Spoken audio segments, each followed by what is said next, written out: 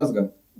ఒక అంటే మనం ఆటగా పాలిటిక్స్ మాట్లాడుకుంటాం రోజు. కానీ నిన్న జరిగిన ఏదైతే అంటే ఇది ఘటన జరిగి తర్వాత పోలీసులు ఆ కుర్రాడిని గుర్తించడం, 15 సంవత్సరాల బాలుడు ఇట్లాంటి కార్యక్రమం చేయడం నిజంగా కాసేపు దీనిపైన చర్చ జరగకుంటే నిజంగానే ఇలాంటి ఘటనలు రోజు జరిగే అవకాశం ఉంటుంది. సో దీంట్లో సమాజం ఇట్లాంటి ఆ ఘటన తర్వాత అందరూ కూడా అప్రమత్తం కావాల్సి ఉంటుందని ముందుగా ఈ ఐటెం తీసుకున్నాం. సో చెప్పండి సార్, ఎట్లా చూస్తారు? ముందుగా శ్రీనివాస్ గారు, మీకు అదేవిధంగా 99 టీవీ ప్రేక్షకులకి, ప్యానెల్లో పెద్దలు భారతీయ జనతా పార్టీ ప్రతినిధి దిలీపాచారి గారికి, అదేవిధంగా కాంగ్రెస్ పార్టీ ప్రతినిధి వెంకట్ గారికి నమస్కారం. ఇలా ఈ ఈ సమాజంలో కానీ, కుటుంబాల్లో కానీ ఏదైతే ఈ పెచ్చరిల్లుతున్న ఈ ధోరణి ఏదైతే ఉందో, ఇది భవిష్యత్తుకు మంచిది కాదనే అంశాన్ని స్పష్టంగా బీఆర్ఎస్ పార్టీ స్పష్టం చేస్తా ఉన్నాం. వ్యక్తిగతంగా కూడా స్పష్టం చేస్తా ఉన్నాం. ఎందుకంటే ఇవాళ ఒక వ్యక్తులు, కుటుంబాలు, ఆ కుటుంబాలు, సమాజం కలిస్తేనే ఆ రాష్ట్ర నిర్మాణం, ఆ దేశ నిర్మాణం జరుగుతుంది. ఫస్ట్ కుటుంబంలో ఉన్న వ్యక్తులు ఎవరైతే ఉన్నారో ఆ వ్యక్తులు ఎట్లా వ్యవహరిస్తా ఉన్నారు, ఎట్లా వారి యొక్క క్యారెక్టర్ ఏంది, వాళ్ళు ఏ విధంగా చదువుకుంటా ఉన్నారు, వాళ్ళు ఇంట్లో ఎట్లా వ్యవహరిస్తా ఉన్నారు, బయట సమాజంతో ఎట్లా వ్యవహరిస్తా ఉన్నారు, ఇరుగు పొరుగు వారితో ఎట్లా వ్యవహరిస్తారు అనేటువంటి ఆ మొదటి దృష్టి మొత్తం కూడా పేరెంట్స్ మీద ఉంటుంది. ఇలా పేరెంట్స్ కూడా ఆ రకమైనటువంటి ప్రభావానికి లోనై ఇలా ప్రతినిత్యం లేవగానే మొబైల్ ఫోన్లో అన్లిమిటెడ్ వైఫై, టీవీలలో అన్లిమిటెడ్ వైఫై, ఏది చూసినా ఇష్టం వచ్చినటువంటి పెడదొరుతుంది. ఫేస్బుక్ పేరుతోటి, వాట్సాప్ పేరుతోటి, ట్విట్టర్ పేరుతోటి, ఇన్స్టాగ్రామ్ పేరుతోటి ఇష్టం వచ్చినటువంటి రకరకాల ప్రకటనలు కావచ్చు, రకరకాల సంబంధించినటువంటి అంశాలు కావచ్చు. ఇలా టీవీ ఓపెన్ చేయగానే సీరియల్స్, ఇక సీరియల్స్ అయితే ఇక అద్దు లేకుండా తల్లి తండ్రుల మధ్యన పంచాయతీ ఉన్నట్టు, కోడలు కొడుకు మధ్యన పంచాయతీ ఉన్నట్టు, అదేవిధంగా కూతుర్ని తండ్రి మధ్యన పంచాయతీ ఉన్నట్టు, ఈ రకమైనటువంటి సీరియల్స్ కూడా ఇష్టం వచ్చినట్టు వస్తా ఉన్నవి. ఎక్కడ కూడా ఇలా సోషల్ మీడియాని కానీ, యూట్యూబ్లలో వచ్చేటువంటి ప్రచారాన్ని కానీ, అశ్లీల ప్రచారాన్ని, ఎస్పెషల్ గా ఫేస్బుక్ ఓపెన్ చేస్తే ఏ పేజ్ వస్తుందో అర్థం కాదు, మన సంబంధం లేకుండా వస్తూ ఉంటది. అదేవిధంగా ఈ మధ్య కాలంలో మీరు పేపర్లో చూస్తా ఉన్నాం. నిన్ననే మియాపూర్ లో 5గురు సంబంధించిన దంపతులు ఒకేసారి విషాహారం తిని చచ్చిపోయారని చెప్పేసి పేపర్లో పెద్ద ఎత్తున వచ్చింది. ఆ విషాహారం తిన్నటువంటి వాళ్ళలో వాళ్ళ ఇంట్లో ఉన్న వాళ్ళే విషం పెట్టిరు ఆస్తి కోసం అని చెప్పేసి లోపల చదివితే కనపడతా ఉంది.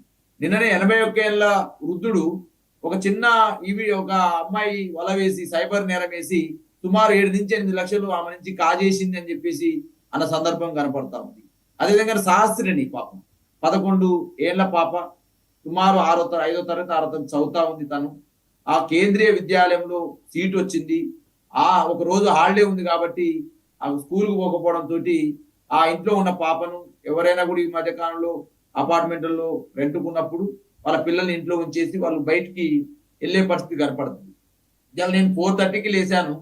4:30కి వాకింగ్ పోతేప్పుడు మా వాచ్మెన్కి చెప్పిపోతా ఉన్నాను, అయ్యా ఎట్లా మా భార్య ఎస్పెషల్ గుర్తు చేస్తా ఉంది, ఈ రోజులు బాగలేవు, ఆ పాప ఇంట్లో ఉంది. ఆ పాప చేసిన పాపం ఏంది వాస్తవానికి? ఆ బాలుడు ఎక్కడైతే ఈ 15 ఏళ్ల బాలుడు అంటే 10వ తరగతి చదువుతున్న పిల్లవాడు ఒక లెటర్ రాసుకొని దొంగతనం ఎట్లా చేయాలి, ఆ దొంగతనం చేసిన తర్వాతకి వచ్చిన డబ్బులతోటి ఏ విధమైనటువంటి జల్సాలు చేయాలి, బ్యాగరీకి పోయి తినాలి, ఫ్రెండ్స్ తోటి పార్టీ చేసుకోవాలని చెప్పేసి ఒక ప్లాన్ చేసుకోవడం, దొంగతనం ఎట్లా చేయాలి, చేస్తే ఒకవేళ ఎవరైనా చూస్తే మనం ఏం చేయాలి అనేటువంటి ఒక అంశం ఏదైతే ఉందో ఇవన్నీ కూడా టీవీలలో లేకపోతే ఆన్లైన్ మీడియాలో చూస్తూ పెడదోర్లు పట్టే పరిస్థితి కనపడతా ఉంది. సమాజానికి కానీ ఇది మంచి పద్ధతి కాదు. మొదటగా ఫ్యామిలీ అనేది, కుటుంబం అనేది పిల్లల్ని సంస్కరించబడాలి. ఇలా తల్లిదండ్రులే మొదటి గురువులు అని చెప్పేసి మాట్లాడతారు. మరి తల్లిదండ్రులే మొదటి గురువులుగా ఆ పిల్లలకు మనం చెప్పాల్సింది ఏంది? మన తాతలు, మన తండ్రులు ఎట్లా ఉన్నారు, మన ఇరుగు పొరుగు వారితో ఎట్లా ఉండాలి, అదేవిధంగా మన సమాజంతో ఎట్లా ఉండాలి, మనం ఎటువంటి పనులు చేయాలి, ఎటువంటి పనులు చేయకూడదు, ఎట్లా మాట్లాడాలి, తాత ఏంది, నాయనమ్మ ఏంది, పెద్దనాన్న ఏంది, చిన్నమ్మ ఏంది, చిన్నానేంది, ఇవన్నీ అంశాలని కూడా పిల్లలకు నేర్పించాల్సిన బాధ్యత తల్లిదండ్రుల మీద ఉంది. తల్లిదండ్రులు ఎప్పుడైతే ఫస్ట్ తల్లిదండ్రులు సంస్కరించబడాలి కదా. సంస్కరించబడాలి మనం ఎక్కడ? మన తల్లిదండ్రులు సంస్కరించబడుతుంది. గతంలో మన తల్లిదండ్రులు చెప్పేవాళ్ళు, అయ్యా పెద్దల్ని గౌరవించాలని చెప్పేవాళ్ళు, అదే ఇరుగుపోయి వాళ్ళతో మంచిగా ఉండాలని చెప్పేవాళ్ళు, ఎవరికైనా అప్పిస్తే తప్పిస్తే సకాలంలో చెల్లించాలని చెప్పేవాళ్ళు. ఇలా అప్పు తిరిగకపోతే వాడికి ఒక హీరో లెక్క, లేకపోతే ఏదన్నా హత్య చేసి వస్తే వాడు హీరో లెక్క చూడడం, అదేవిధంగా నలుగురు ఎంటేసుకొని గుండాగిరి చేస్తే వాడు హీరో లెక్క చూడడం, ఇవాళ సీరియల్లో ఏం జరుగుతుందంటే సార్, ఇవాళ సీరియల్లో జరుగుతున్నటువంటి ఏదైతే టీవీలలో, సీరియళ్లలో, సోషల్ మీడియాలలో, యూట్యూబ్లలో వచ్చేటువంటి ఈ వార్తలు ఒక హీరోయిక్ నేచర్ అనేది నేను కూడా అట్లా చేసేటట్టు ఉంటుంది. ఇలా బాలుడు జరిగింది అదే కదా, దొంగతనం ఎలా చేయాలని చెప్పేసి సోషల్ మీడియాలో సెర్చ్ చేసినాడు, ఇవాళ యూట్యూబ్లలో సెర్చ్ చేసినాడు, దొంగతనం చేసినాక ఎట్లా జల్సాలు చేయాలని యూట్యూబ్లో సెర్చ్ చేసినాడు.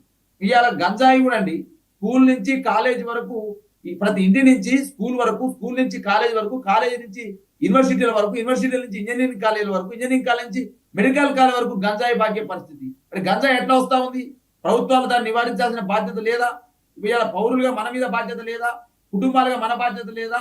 పిల్లలు ఏం చేస్తా ఉన్నారు, ఏం చదువుకుంటా ఉన్నారు, ఎటువంటి సినిమాలు చూస్తా ఉన్నారు, ఎటువంటి సోషల్ మీడియాలో ఏం సెర్చ్ చేస్తా ఉన్నారు, యూట్యూబ్ లో ఏం చూస్తా ఉన్నారు, ఫేస్బుక్ లో ఏం చూస్తా ఉన్నారు అనే బాధ్యత తల్లిదండ్రుల మీద ఉంది.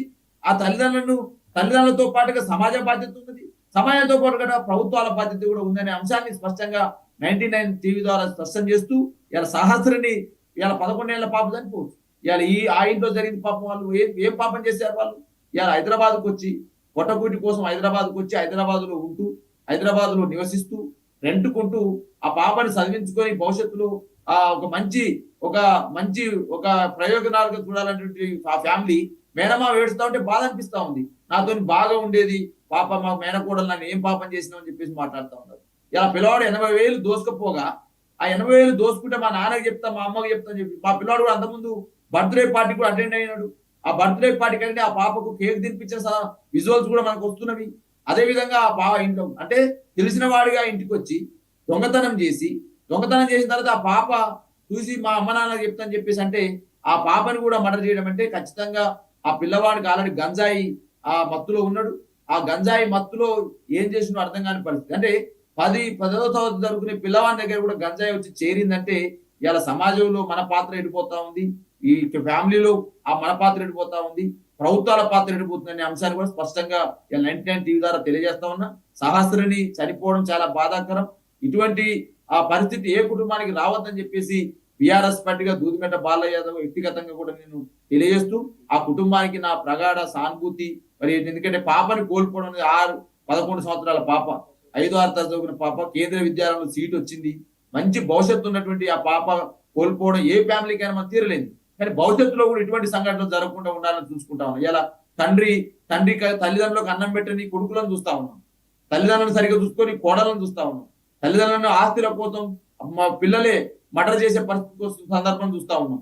సోషల్ మీడియాలో ఇలా చిన్న 81 ఏళ్ళ వృద్ధుడండి ఒక చిన్న ఫోన్ కాల్ చేసి నేను ఫలానా అని చెప్తే ఆయన మాట్లాడితే నాకు ఆర్థిక పరిస్థితి బాగాలేదండి అంటే 2 రోజులు మాట్లాడిన తర్వాత తెలియదు కదా వాళ్ళకి, ఏం తెలుసు, ఏదో ఓపెన్ చేస్తే ఏదో వస్తుందో అర్థం కాదు. ఓపెన్ చేసిన తర్వాత అశ్లీల బొమ్మలు ఫోన్లకు చేరే పరిస్థితి. దాన్ని ఎవరు చెప్పుకొని, ఎందుకంటే సొసైటీలో సీనియర్ సిటిజన్స్ ఉంటారు, ఎవరు చెప్పుకోగలుగుతారు? నా ఫోన్లకు ఈ అశ్లీల బొమ్మలు వచ్చినాయని చెప్పేసి పోతే వాళ్ళ ఇంకా చిన్న చూపు చూసే పరిస్థితి వస్తుంది. కాబట్టి ఎవరు చెప్పుకొని పరిస్థితులు ఆ వృద్ధుల దగ్గర 7 నుంచి 8 లక్షలు కాజేసిన పరిస్థితి. మరి దీన్ని ఎవరు చేయాలి? కట్టడి చేయాలి. ఖచ్చితంగా అన్ని రకాల డిపార్ట్మెంట్స్ ఉన్నాయి కదా. ఇలా ప్రభుత్వాన్ని మనం నిందించడం కాదు, ఇలా సైబర్ సంబంధించిన నేరాలకు సంబంధించిన డిపార్ట్మెంట్ ఉన్నది. అదే విధంగా ఇలా సోషల్ మీడియాలో పెంచుతున్నటువంటి దాన్ని నివారించేటువంటి యంత్రాంగం మన దగ్గర ఉంది. కాబట్టి స్కూళ్ళల్లో విడిగా ఫీజులు తీసుకోవడం, 10 లక్షలు 5 లక్షలు డొనేషన్ ఉంటేనే పెద్ద స్కూల్ గా పరిగణించడం. ఆ పెద్ద స్కూల్లో ఏం చేస్తారు? మోరల్స్ ఏమైనా ఉంటాయా? గాంధీజీ గురించి సిద్ధాంతం చెప్పరు, భగత్ సింగ్ గురించి వారు చెప్పరు, అదేవిధంగా స్వాతంత్ర పోరాటంలో ఎంతమంది త్యాగం చేసింది చెప్పరు. ఇలా తెలంగాణ పోరాటం జరిగిందండి, తెలంగాణ పోరాటంలో దూదిమెట్ట బాలయ్య యాదవ్ అనేటోడు 50 రోజులు ఎందుకు జైల్లో ఉండాలి? 152 కేసులు ఎందుకు పెట్టించుకోవాలి? ఈ చదివిన చదువు డాక్టరేటు. మరి ఇలా డాక్టరేట్ చదువుకున్నటువంటి ఈ తెలంగాణ పోరాటం ఎందుకు జరిగింది? ఎన్ని ప్రాణాలు త్యాగమైనవి? ఈ తెలంగాణ ఎందుకు వచ్చింది?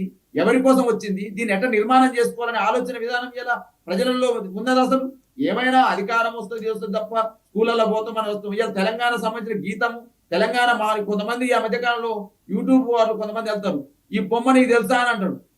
అంబేద్కర్ బొమ్మ కూడా తెలియని పరిస్థితికి వచ్చిన మనం ఇవాళ. డాక్టర్ బాబాసాహెబ్ అంబేద్కర్ ఏదైతే ఫోటో చూపెడితే ట్యాంక్ బండ్ పైన ఇంటర్వ్యూ చేశారు, ఈ బొమ్మ తెలుసా అంటే తెలియదు. సుభాష్ చంద్రబోస్ బొమ్మ చూపెడితే తెలియదు, అల్లూరి సీతారామరాజు గురించి తెలియదు, భగత్ సింగ్ గురించి తెలియదు, ఆచార్య చంద్రశేఖర్ గురించి తెలియదు. ఇక తెలంగాణలో అయితే సాకలైలమ్మ కావచ్చు, దొడ్డి కొమరయ్య కావచ్చు, సరదాయి పాపన్న కావచ్చు, జయశంకర్ సార్ కావచ్చు, మరి మహానీయుడు ఇలా తెలంగాణ తొలి ముఖ్యమంత్రి కేసీఆర్ గారికి సంబంధించిన ఫోటోస్ కావచ్చు. ఇలా ఎవరికి తెలుస్తున్నవి? ఎవరు చేయాలి దాని నిర్మాణం? తల్లిదండ్రులుగా మొదటి నిర్మాణం బాధ్యత తల్లిదండ్రుల మీద ఉంది, ఓకే తర్వాత బాలరాజు గారు గురువుల మీద ఉంది, అదేవిధంగా తదనంతరం ప్రభుత్వం మీద ఉంది, రైట్ సమాజం మీద ఉంది కదా. ఓకే ఓకే సమాజంలో ఆ పాత్ర వాళ్ళు ఇప్పుడు బండారు రామ్మోహన్ రావు గారు ఉన్నారు. ఓకే బాలరాజు గారు నేను వాళ్ళకు శిష్యులు లాంటి వాడిని, బాబు ఇట్లా మాట్లాడాలి అట్లా మాట్లాడాలని ఎవరు చెప్తా ఉన్నారు? ఓకే ఓకే స్కూళ్ళలో బాలరాజు ఎవరు యాదవ్ చెప్తా గారు ఉన్నారు? ఒక్క నిమిషం కాలేజీలో ఎవరు చెప్తా ఒక్క ఉన్నారు? నిమిషం ఒక్క నిమిషం అసలు నైతిక విలువల పాఠం ఒకటి పాఠేషన్ చేస్తారు. బాలరాజు గారు నైతిక ఒక్క నిమిషం ఒక్క నిమిషం ఒక్క నిమిషం మనం ఇంకా చర్చించాల్సిన చాలా అంశాలు ఉన్నాయి. ఇక బండారు రామ్మోహన్ రావు గారు జాయిన్ అయ్యారు, ఆయనతో కూడా మాట్లాడదాం. Sir good morning sir. Good morning Srinivas గారు. గుడ్ మార్నింగ్ మిత్రులందరికీ నమస్కారం. ఓకే సార్, మార్నింగ్ డిబేట్లో పొలిటికల్ అంశాలు తీసుకుంటూ ముందుగా మరి కుక్కట్పల్లిలో జరిగిన మర్డర్ దాని మీద మరి దీంట్లో మిషన్ డాన్ ఆ పిల్లోడు ఒకడు 10th క్లాస్ పిల్లోడు దాని మీద మొదలెట్టాము. సో దీంట్లో దిలీప్ చారి గారు బీజేపీ ఆయన పూర్తిగా సమాజం బాధ్యత